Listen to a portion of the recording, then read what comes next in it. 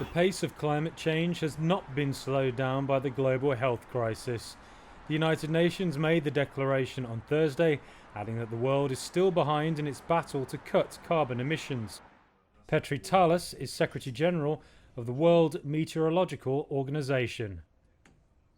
There's been classically thinking that perhaps in the future something may happen, but it's obvious that we have to start acting already now if we want to reach the lower limit of Paris Agreement.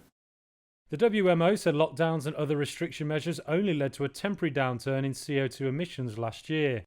It added there is a rising chance the world will miss a target set in 2015's Paris Agreement, where global powers agreed to reduce global warming to 1.5 degrees Celsius above pre-industrial levels.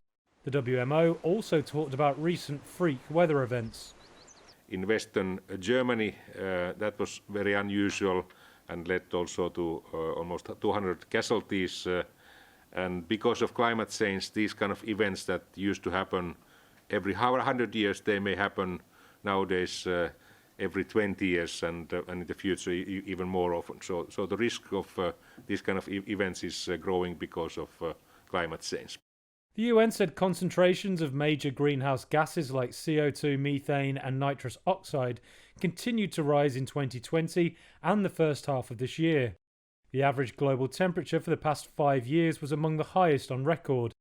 The UN Secretary General Antonio Guterres said in a statement the results were an alarming appraisal of just how far off course we are.